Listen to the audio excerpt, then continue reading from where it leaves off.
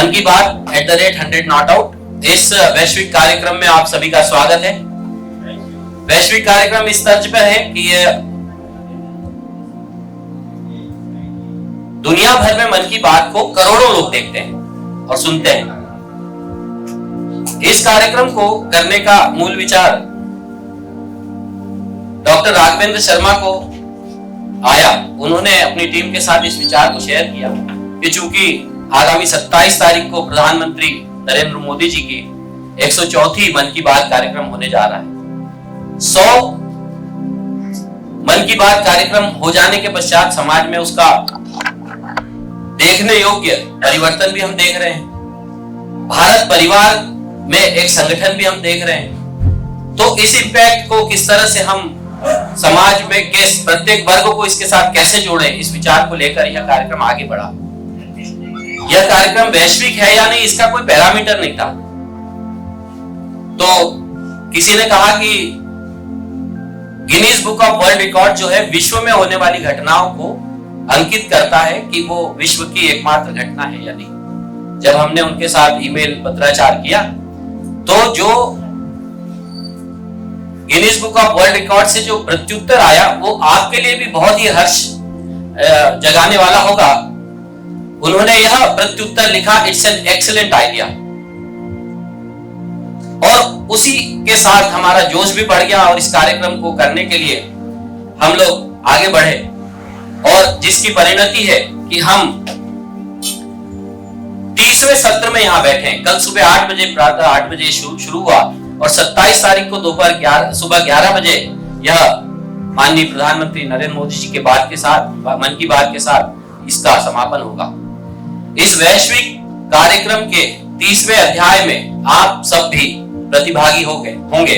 यह एक इतना गौरवपूर्ण क्षण है, मैं अपने लिए तो मानता हूं, मुझे लगता है आप सभी के लिए भी उतना ही गौरवपूर्ण क्षण है कि हम इस वैश्विक घटना के सहभागी होने जा रहे हैं। आज के इस कार्यक्रम में, इस 30वें सत्र में हमारे साथ मुख्य वक्ता के रूप में हमारे बीच होंगे भारतीय जनता पार्टी के प्रवक्ता, ओजस्वी प्रवक्ता श्री राजपाल सिंह सिसोदिया जी। मैं अनुरोध करूंगा कृपया आप मंच पर स्थान ग्रहण करें। साथ ही मैं अनुरोध करूंगा अफशान अली, कृपया आप भी मंच पर स्थान ग्रहण करें। और श्री संदीप दुबे जी, कृपया आप आए और मंच पर अपना स्थान ग्रहण करें। संदीप जी, आप भाई साहब को मंच तक बुलाएं।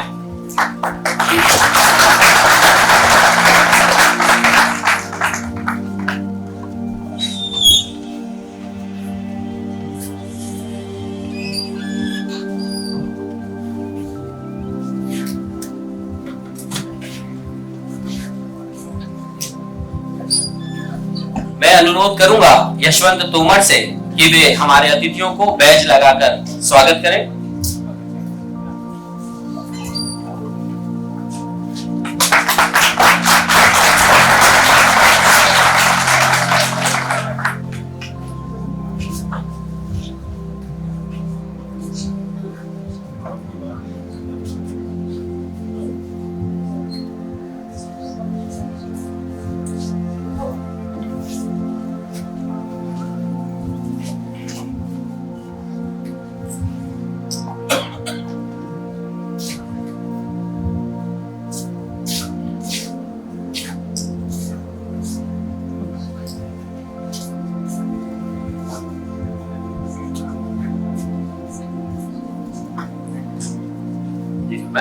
आप दे दीजिए।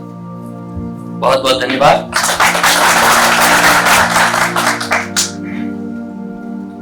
मन की बात की क्लिप में जाऊंगा हमारे डिजिटल एडिटर। आरंभ हो चुका है।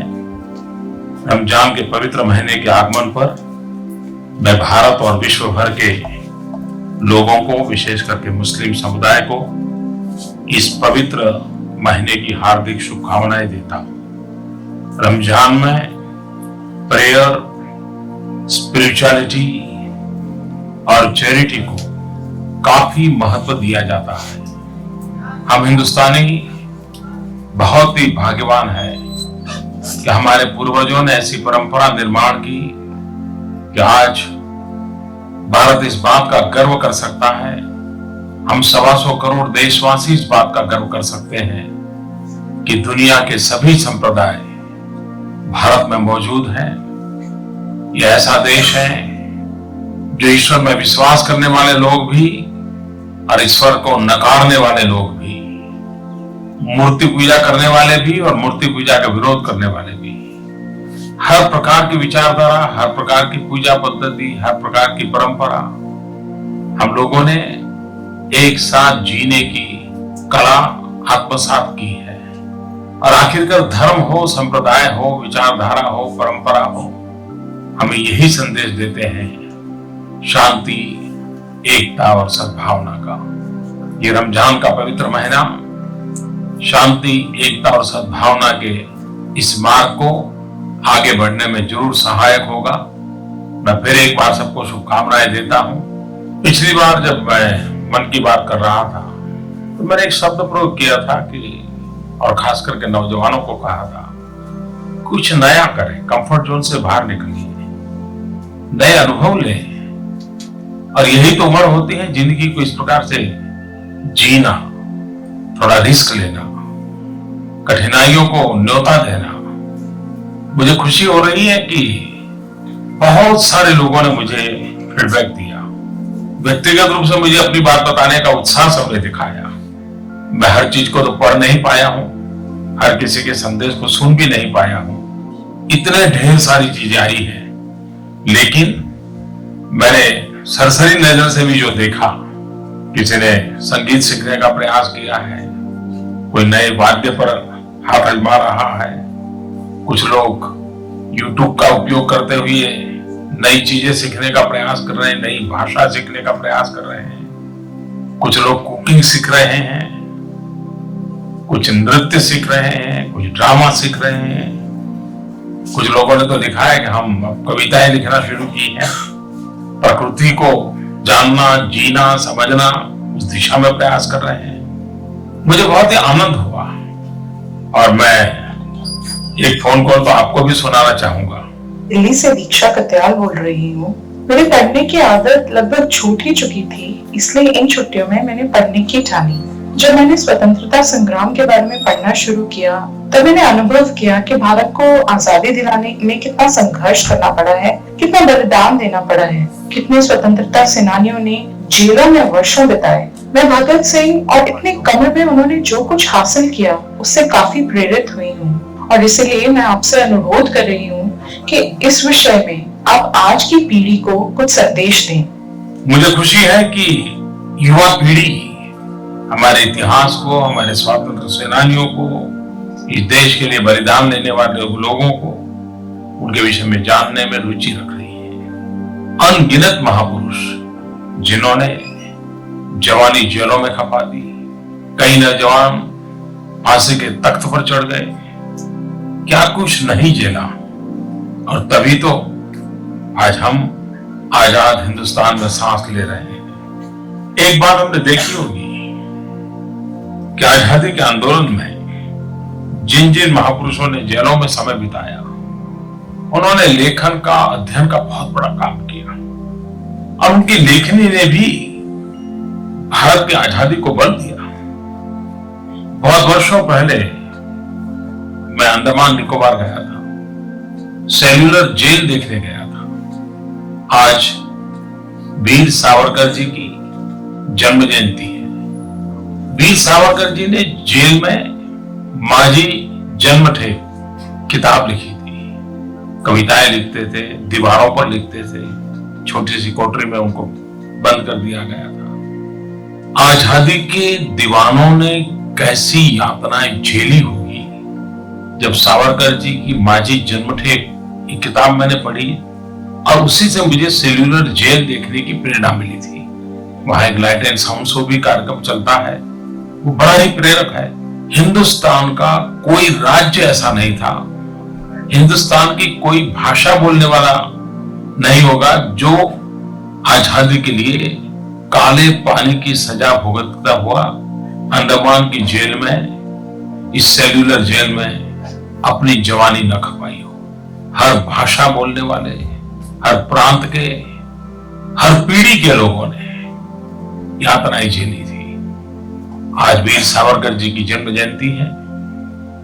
मैं देश की युवा पीढ़ी को जरूर कहूंगा कि हमें जो आजादी मिली है इसको कैसी यातना लोगों ने झेली थी, कितने कष्ट झेले थे। अगर हम सेल्यूलर जेल जाकर के देखें, काला पानी क्यों कहा जाता था, जाने के बाद ही पता चलता है। आप भी कभी मौका मिले तो जरूर, एक प्रकार से हमारे आजादी के जंग के तीर्थ क्षेत्र हैं, जरूर जाना चाहिए। मेरे प्यारे देशवासियों, 5 जून महीने का पहला सोमवार है। वैसे तो सब कुछ सामान्य है, लेकिन 5 जून एक विशेष दिवस है क्योंकि विश्व पर्यावरण दिवस के रूप में उसे मनाया जाता है। और इस वर्ष यूएन ने इसका थीम रखा है कनेक्टिंग पीपल टू नेचर। दूसरे में शब्दों कहे तो बैक टू बेसिक। और नेचर से कनेक्ट का मतलब क्या है? मेरी दृष्टि से मतलब है खुद से जुड़ना, अपने आप से कनेक्ट होना। नेचर से कनेक्ट का मतलब है बेटर प्लेनेट को नर्चर करना। और इस बात को महात्मा गांधी से ज्यादा अच्छे से कौन बता सकता है? महात्मा गांधी कई बार कहते थे, one must care about in world one will not see. अर्थात हम जो दुनिया नहीं देखेंगे, हमारा कर्तव्य है कि हम उसकी भी चिंता करें, हम उसकी भी केयर करें। और प्रकृति की एक ताकत होती है,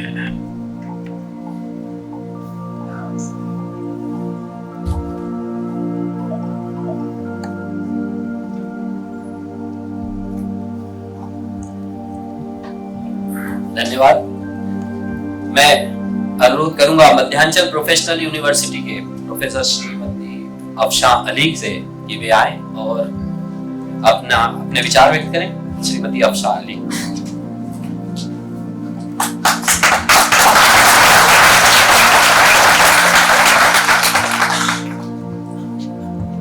Good afternoon, everyone. I am Professor Afsha Ali from Madhyanchal Professional University और Patel college of science and technology Ratibad Bhopal.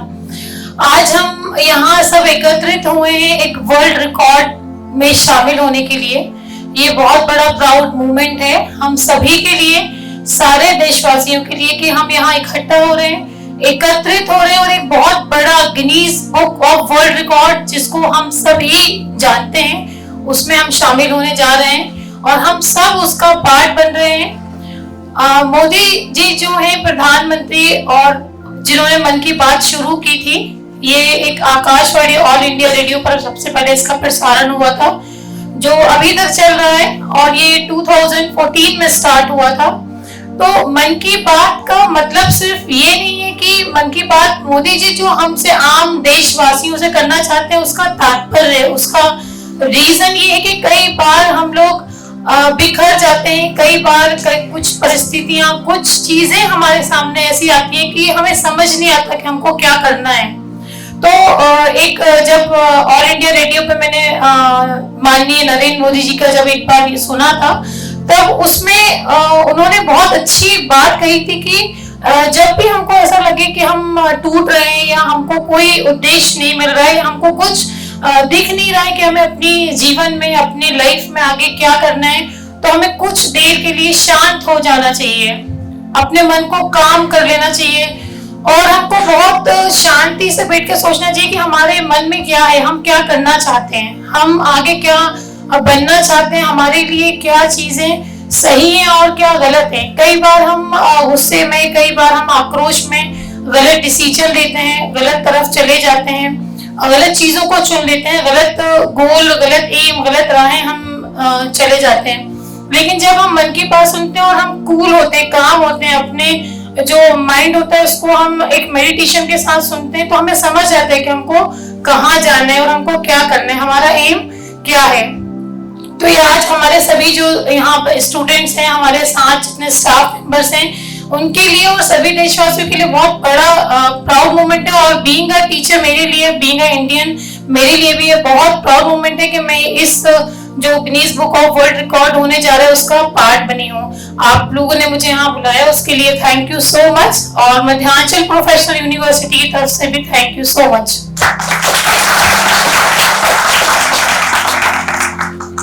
धन्यवाद। मैं अब आमंत्रित करना चाहता हूं आज इस सत्र के मुख्य वक्ता भाई साहब श्री राजपाल सिंह सिसोदिया जी। आप एबीवीपी के पूर्व कार्यकर्ता रहे हैं। 1996 से आप राजनीति में सक्रिय रूप से हैं। आपकी शैक्षणिक योग्यता, आपने बीएससी करने के पश्चात आपने एलएलबी की और आप एक वकील हैं, साथ ही साथ आप एक उन्नत कृषक भी हैं। अपेक्स बैंक भोपाल के डायरेक्टर, ऐसी शख्सियत हमारे बीच है। मैं सादर आमंत्रित करना चाहता हूं श्री राजपाल सिंह सिसोदिया जी को कि वे आए और अपना उद्बोधन दें।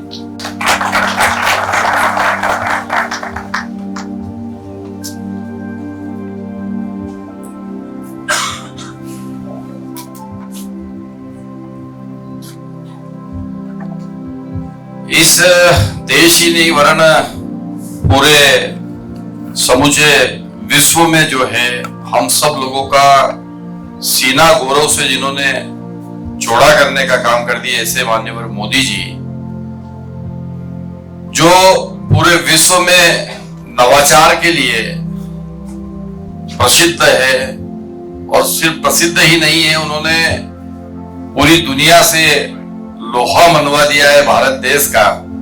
ऐसे माननीय मोदी जी इस देश के जनता से, इस देश के नागरिकों से मन की बात करते हैं।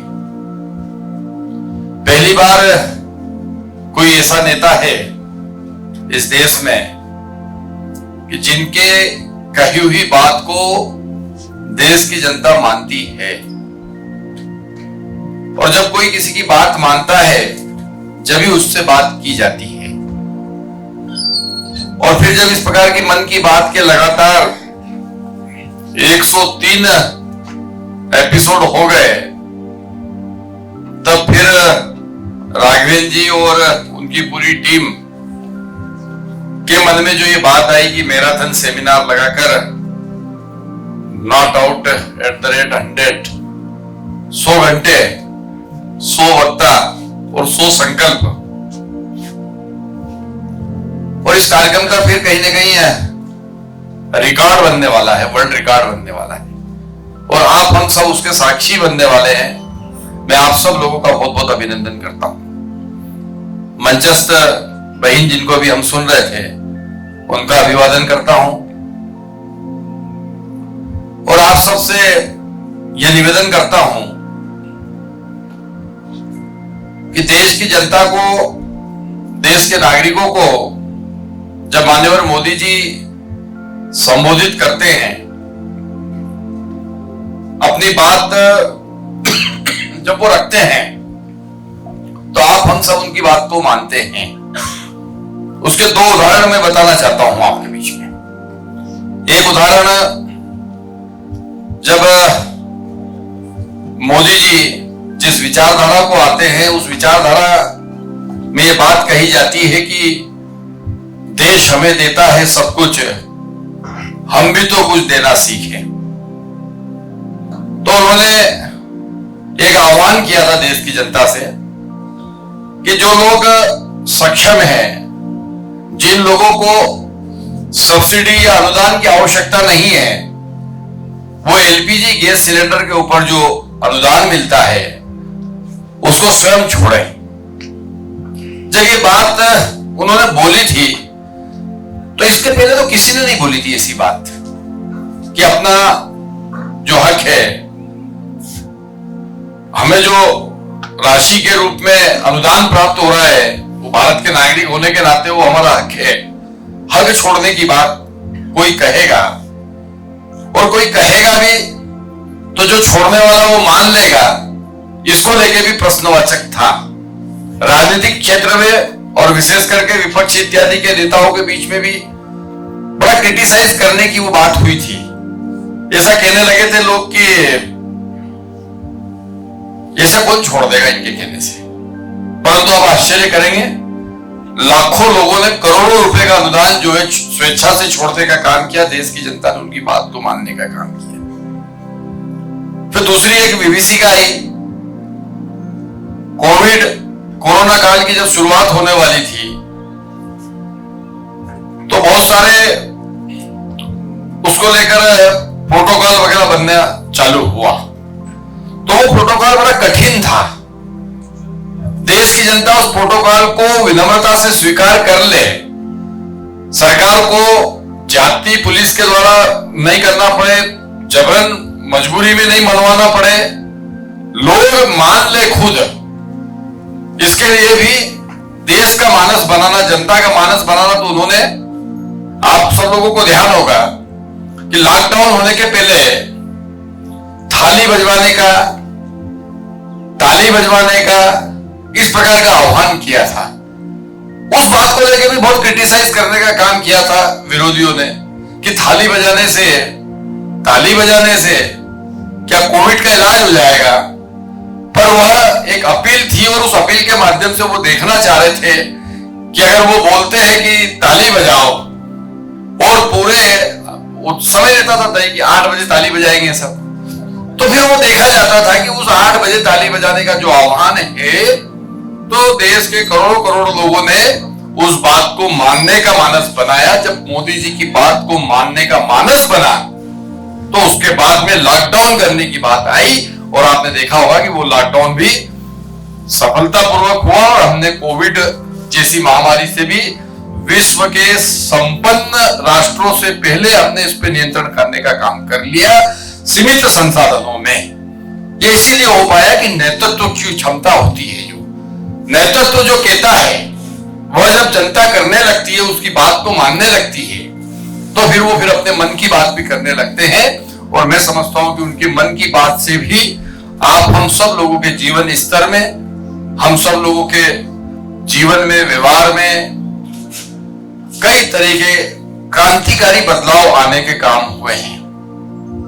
जब हम इस प्रकार के मन की बात के एपिसोड सुनते हैं और उसमें जो भागीदार होते हैं, जो लोग भाग लेने वाले प्रतिभागी होते हैं या जो सुनने वाले श्रोता होते हैं, उनमें से जो कुछ लोगों के प्रश्न आते हैं, कुछ लोगों ने जो इनोवेटिव किया है वो जब बताया जाता है, तो फिर समझ में आता है कि देश का नेता अगर निर्मल मन से देश की तरक्की के लिए भेदभाव से ऊपर उठकर, सबको साथ में लेकर, सबको विश्वास में लेकर, सबको भरोसे में लेकर अगर कोई बात मनवाते हैं और वो लोग अगर बात मानते हैं, तो उसमें राष्ट्र की भी भलाई होती है, राष्ट्र की प्रजा की भी भलाई होती है और देश तो निश्चित तौर पर आगे बढ़ता है।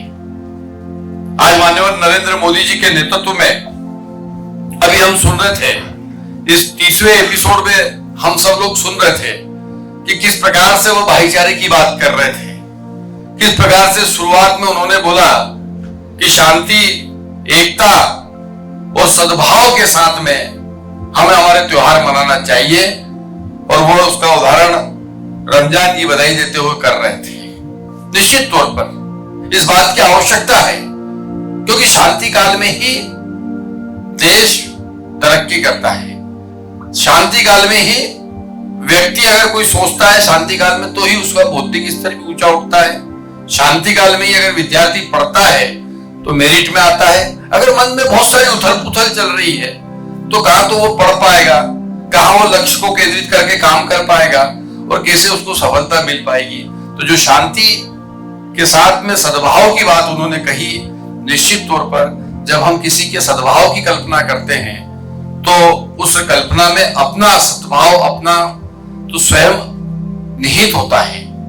क्योंकि सद्भाव की जब हम बात करते हैं, तो हम ये पाते हैं कि हम उस परंपरा को आगे बढ़ाने वाले ध्वज लेकर चलने वाले अग्रज है, जिस परंपरा में ये कहा गया है कि वसुदेव कुटुंबकम।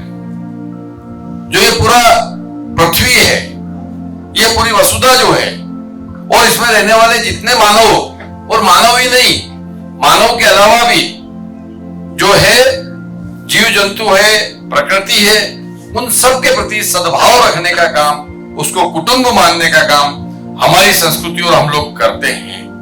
और जब सद्भाव पर चलने की बात होती है, शांति से रहने की बात होती है, सद्भावना की बात होती है कि सबके प्रति अच्छी भावना रखने की जब बात आती है, तो उसी हिसाब से हमारा मन मस्तिष्क बनता है।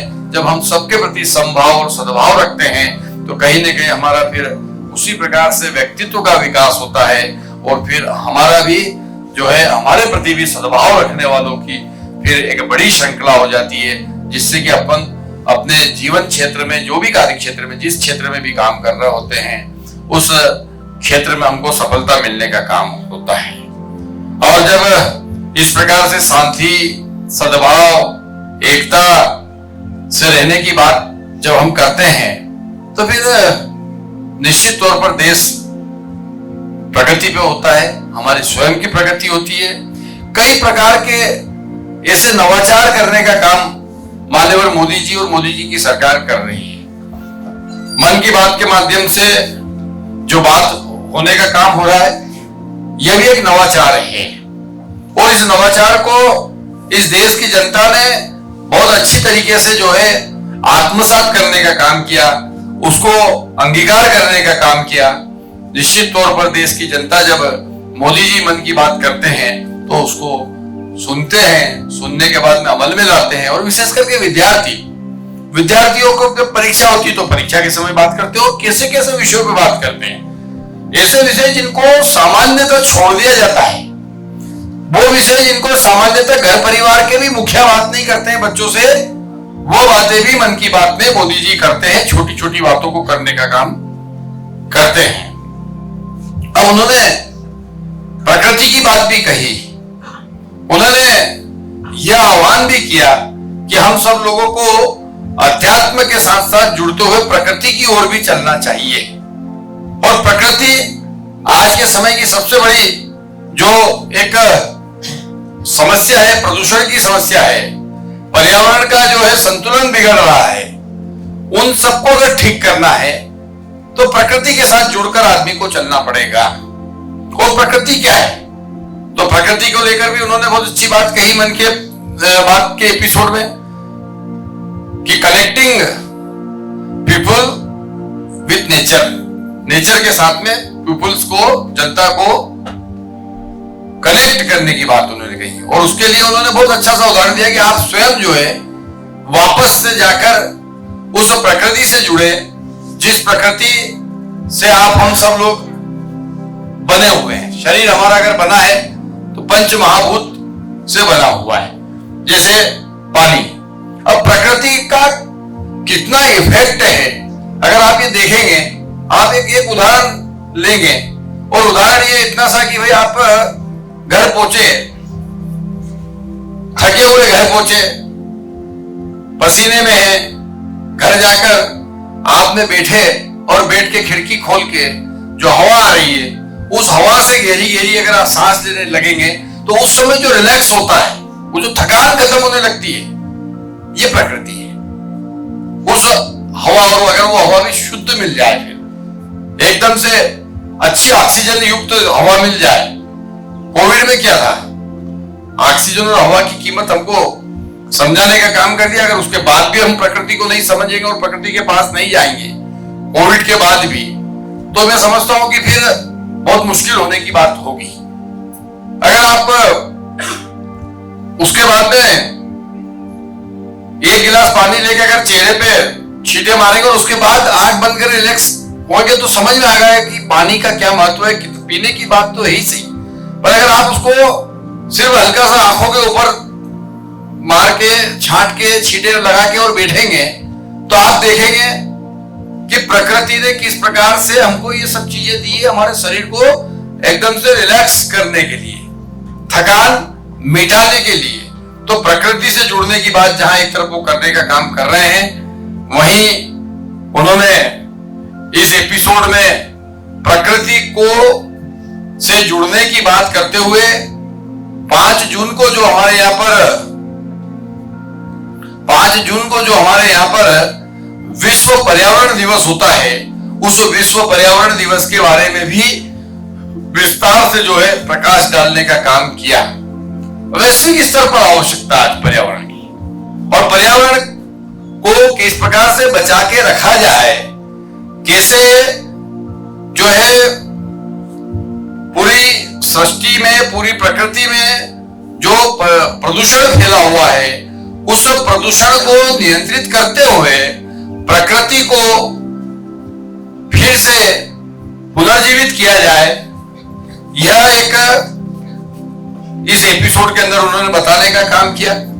वैश्विक स्तर पर विश्व पर्यावरण दिवस के तहत किस प्रकार से वृक्ष लगाया जाए, कैसे कार्बन का प्रतिशत कम किया जाए, उन सब बातों को लेकर उन्होंने विस्तार से बात करने का काम किया।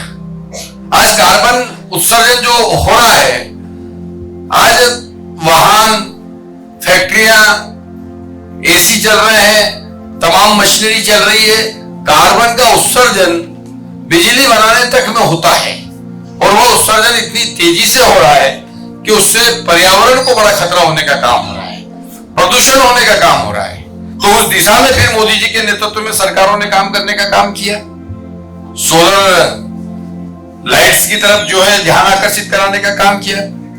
विंड से जो है एनर्जी बनाने की बात हुई, सोलर एनर्जी की बात हुई। इनमें सब में कार्बन का उत्सर्जन का जो प्रतिशत है वह कम करने में यह सहायक होने का काम होने लगा। और इस प्रकार से हम ये कह सकते हैं कि विश्व पर्यावरण दिवस के बारे में भी उन्होंने इस मन की बात के एपिसोड में बात करने का काम किया। और उसके बाद में भी 5 जून से आगे बढ़कर 21 जून पे वो आए। और आप हम सब जानते हैं कि 21 जून को क्या होता है, अंतर्राष्ट्रीय योग दिवस। बहुत बढ़िया। तो अंतर्राष्ट्रीय योग दिवस जो होता है,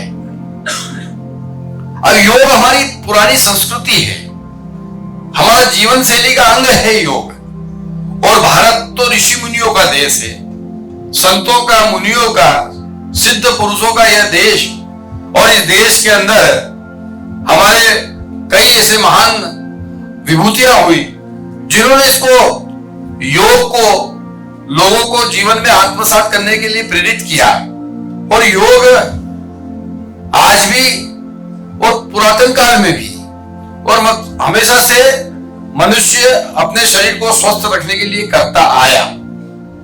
परंतु पश्चिमी रहन सहन, सभ्यता और उसके अंधाधुंध जो अनुकरण करने में हम सब लोगों ने बीच के समय में एक कालखंड ऐसा आया कि योग को हमने अपने जीवन से दूर करने का काम किया। और उसका नतीजा क्या हुआ? उसका नतीजा यह हुआ कि छोटी छोटी उम्र में भी बीमारियां होने लगी, लोग परेशान होने लगे, खूब सारी दवाइयां खाना पड़ने लगी। और ये सब होते जब देखा गया तो निश्चित तौर पर फिर से कहीं न कहीं योग की ओर आकर्षित होने का काम मनुष्य ने किया। क्योंकि हमारे यह कहा गया है कि पहला सुख निरोगी काया। ये काया अगर निरोगी है तो ही बाकी के सब सुख अच्छे लगेंगे। अगर शरीर में तकलीफ है, बुखार आ रहा है, हाथ पांव में दर्द हो रहा है, सर चकरा रहा है और उसके बाद में कितने ही सुख कुछ भी मिल जाए तो वो सुख भी जो है कांटों जैसा चुभने लगता है। पहले ये होता है कि भाई अपना शरीर पहले स्वस्थ हो जाए। शरीर जब स्वस्थ हो जाए तो फिर दूसरे सुख दिखने लगते हैं, अन्यथा सभी दुख तकलीफ दिखती है। तो इस भाव को लेकर जब हम अपना जीवन जीते हैं तो शरीर को निरोगी रखने के लिए योग और योग के महत्व को बढ़ाने के लिए उन्होंने वैश्विक स्तर पर इसको ले जाने का काम किया। और आज हम ये कह सकते हैं कि पूरा विश्व 21 जून को दिन विश्व अंतर्राष्ट्रीय योग दिवस मनाता है। और योग दिवस सिर्फ एक दिन नहीं मनाता है, पूरे विश्व में आज हर जगह योग करने वाले, नियमित योग करने वाले जनता की, लोगों की एक बड़ी संख्या बढ़ने का काम हुआ है। अब ये कुल मिला के इससे ये नहीं कि कोई योग मोदी जी ने खोज के दे दिया, ये तो हमारी परंपरा थी। हमारा ये एक हमारे देश की एक बहुत बड़ी एक कला थी, परंतु ये विलुप्त होने की स्थिति में जा रही थी।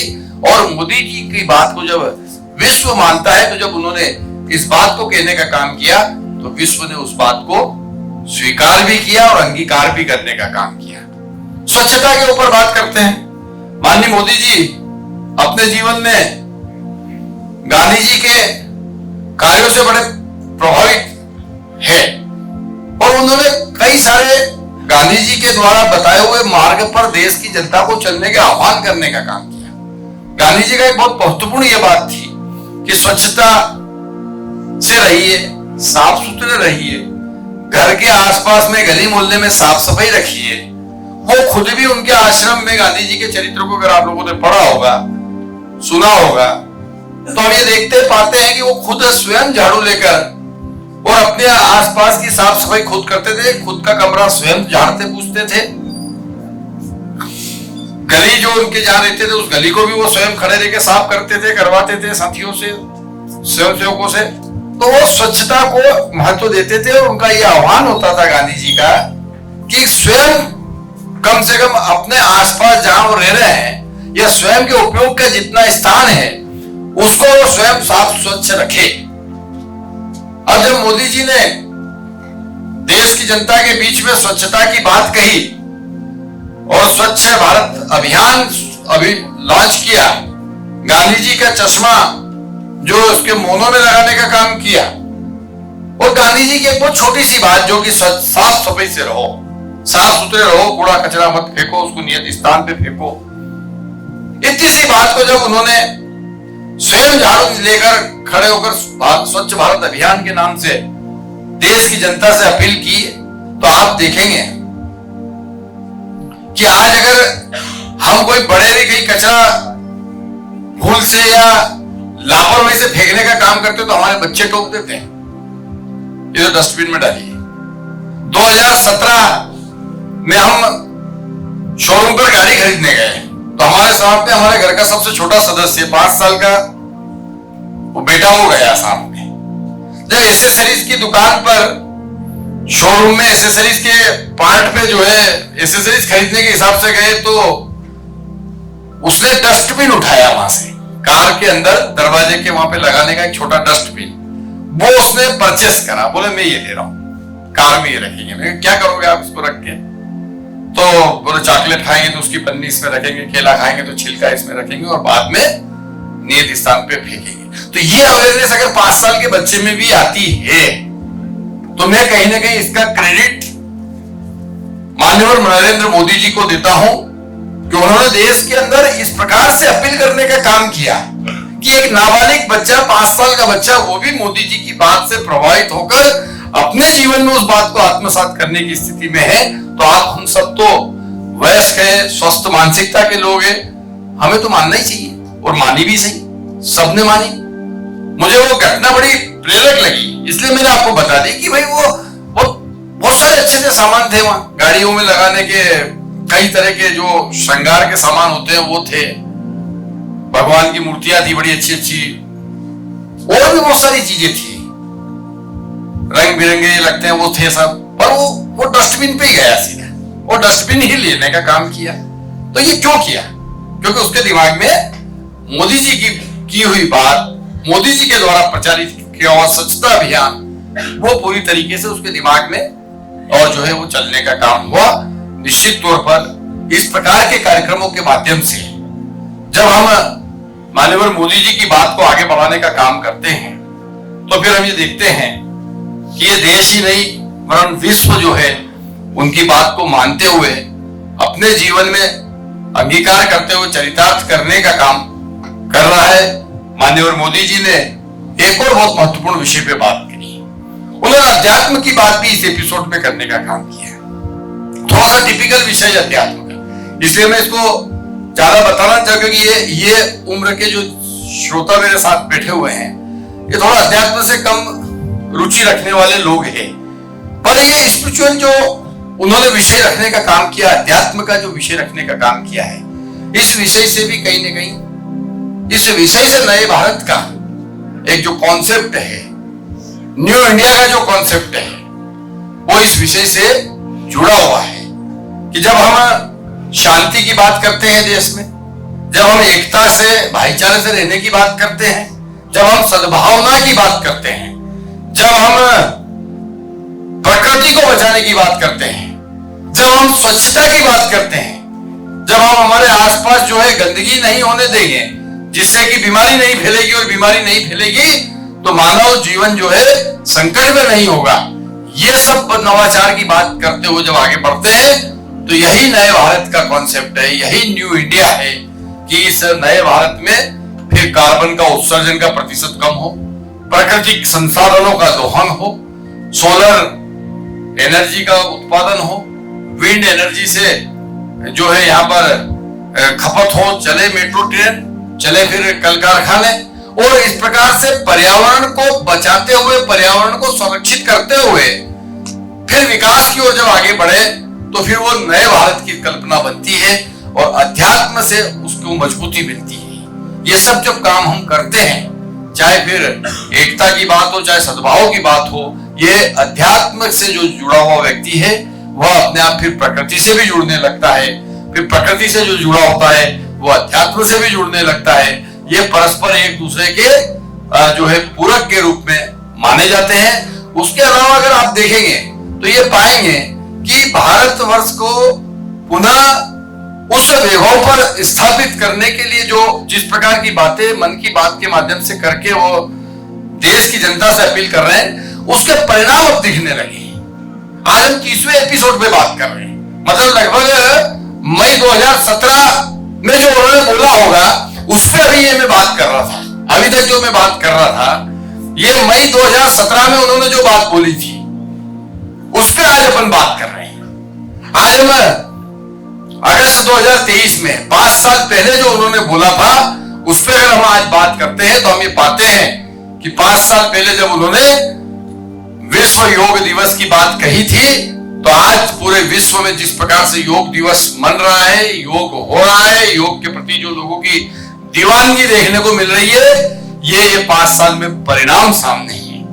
आज उन्होंने प्रकृति की अगर 5 साल पहले बात कही थी तो उस प्रकृति की बात, प्रकृति के संरक्षण की बात जो कही, जो प्रकृति का अंधाधुंध शोषण हो रहा था उसको रोकने की बात कही, तो आज हम कह सकते हैं, हमारे देश के आंकड़े ये कहते हैं कि आज हमारे यहाँ पर कार्बन का उत्सर्जन का प्रतिशत था, एक खाली कार्बन का नाम लेके मैं बात कर रहा हूं, बाकी और भी सारे आंकड़े दिए जा सकते हैं। कार्बन के उत्सर्जन का प्रतिशत वो पहले से कम हुआ और कई सारे प्राकृतिक जो है उत्पाद बढ़ने का काम हुआ, पौधारोपण होने का काम हुआ, बड़े बड़े जो हमारे फॉरेस्ट एरिया है उनको डेवलप करने का काम हमारी सरकार ने किया, मोदी जी ने किया।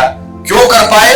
क्योंकि विजन है, क्योंकि दृष्टि है, और दृष्टि जब अच्छी होती है, नियत जब साफ होती है तो फिर उनकी बात, उनके मन की बात सबके मन को अच्छी लगती है। मन की बात आपके मन को भी अच्छी लगे, ऐसा आप सब लोगों के प्रति शुभेच्छा करते हुए कि मोदी जी के मन की बात आपके मन को भी अच्छी लगे, मोदी जी के मन की बात मेरे मन को भी अच्छी लगे, और मोदी जी के मन की बात इस देश के मन को भी अच्छी लगे। क्योंकि देश का भी मन होता है, आत्मा होती है, शरीर होता है, और जिस प्रकार से एक मनुष्य का मन, शरीर मन बुद्धि आत्मा होती है, ऐसी देश का भी मन होता है, देश की भी बुद्धि होती है। देश को मोदी जी के मन की बात देश के मन को अच्छी लगे, इसी शुभेच्छा के साथ में मैं अपनी वाणी को विराम देता हूं। आप सब लोगों ने मेरी बात को ध्यान में रखा, बहुत बहुत धन्यवाद।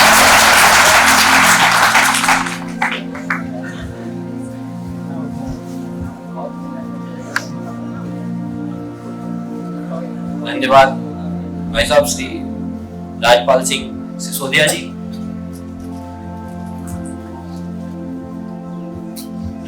थोड़ा सा एक रिफ्रेशिंग वो हो जाए क्योंकि सत्र काफी लंबा हो गया है।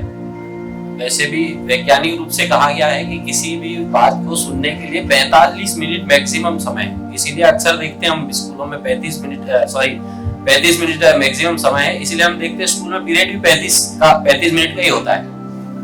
लेकिन अगर हमें उसे कुछ एंटरटेनिंग करें तो वो और घंटे 2 घंटे तक चल सकता है। तो नहीं, विषय वो नहीं है, विषय यह है कि आप लोगों की बुनियादी सी बातें वो देख के, चेहरा देख के मुझे थोड़ा सा ऐसा करना पड़ रहा है। कल कोई बहुत अच्छी घटना हुई क्या?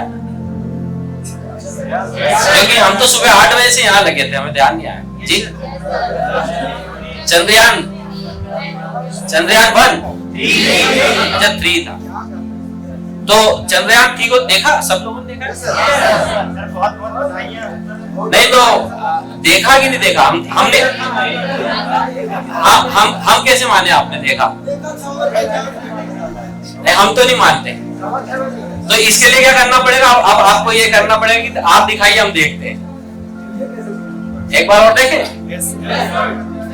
तो हम हमारी डिजिटल टीम से अनुरोध करेंगे कि वे चंद्रयान का एकदम वो लास्ट मोमेंट जब वो लैंड करता है उसको दिखाएं।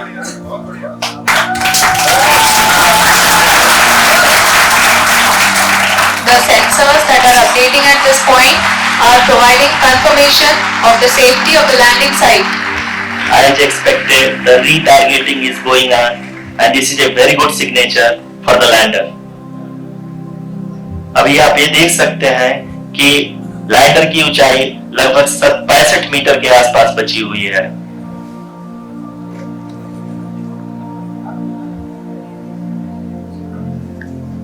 Currently, only 2 engines are now being fired, and we are nearly at zero velocity, vertical and horizontal. We were hovering, and now we are approaching the moon's surface. धीरे धीरे lander की वेगबान को कम किया जा रहा है और हम अब लगभग 50 मीटर से भी कम आ चुके हैं। We can see the Honorable Prime Minister, Shri Narendra Modi ji, who is here to encourage us, and he is critically looking at the visuals.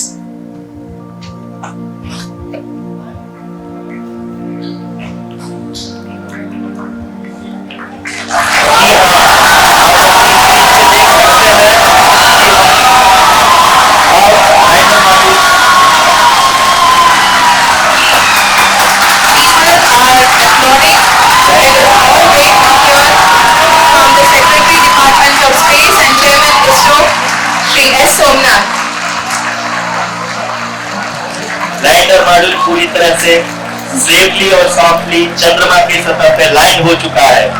ये हम लोगों के लिए बहुत ही गर्व की बात है। हिंदी में एक कहावत है कि चंदा मामा दूर के, लेकिन अब हम एक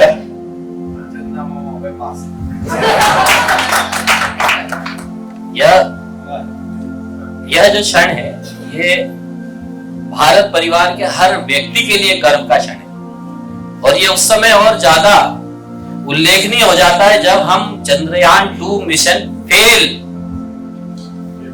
एक असफलता हम झेल चुके हैं। ठीक है या नहीं है? ठीक है। कब असफलता कब आई थी? 2019-20 में। और हम फिर से सफल कब हो गए? अगस्त 2023 में।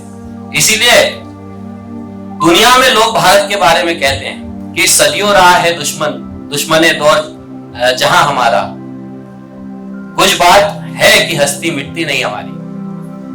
इसी कमबैक के कारण जो है भारतीयों को विश्व भर में कंपनियां पूरी अथॉरिटी के साथ, पूरे विश्वास के साथ हायर करती है और अपनी कंपनियों के सीईओ भी बना देती है कि अब तुम ही संभालो इसे। तो विश्व भी, हम विश्व गुरु का जो हमारे प्रधानमंत्री जी का जो कॉन्सेप्ट है, विश्व गुरु से तात्पर्य यह नहीं कि धरती पे हम कब्जा कर लें। विश्व गुरु से तात्पर्य यह कि हम विश्व समुदाय को दिशा दें और वो दिशा देने का काम हम लोग कर रहे हैं। ये एक बहुत ही अच्छा सत्र रहा आप लोगों के साथ और जैसा कि आप देख रहे हैं कि इस सत्र में हमारे साथ हमारे सम्मानित अतिथि भी थे। हम उन्हें अपनी ओर से एक स्मृति चिन्ह देना चाहते हैं। मैं आमंत्रित करूंगा निशा सिंह जी को, वे आए और हमारे अतिथि को स्मृति चिन्ह भेंट करें। मैं आमंत्रित करूंगा डॉक्टर वंदना भटनागर जी को।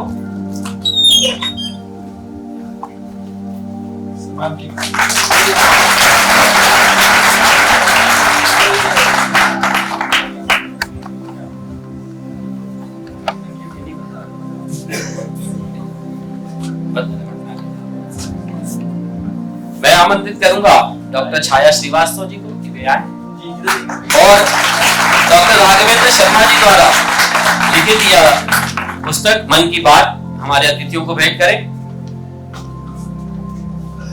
श्रीमती अफशा अली मध्यांचल प्रोफेशनल यूनिवर्सिटी को हमारे विशेष अतिथि के रूप में आएंगे।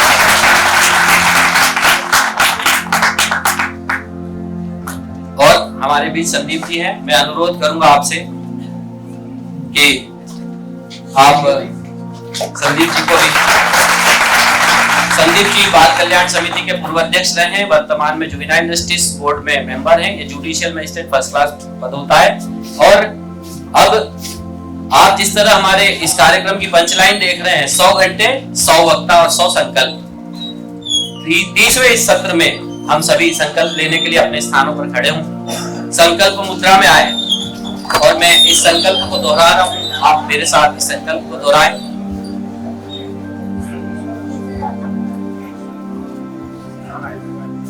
मैं संकल्प लेता हूं कि मैं गीले सूखे कचरे का निर्देशानुसार सही स्थान पर संग्रहण एवं निपटान सुनिश्चित करूंगा। जय हिंद, जय हिंद। बहुत बहुत धन्यवाद, आपका आभार। माननीय अतिथियों का बहुत बहुत आभार। आप सभी विद्वज्जन जो यहाँ पधारे।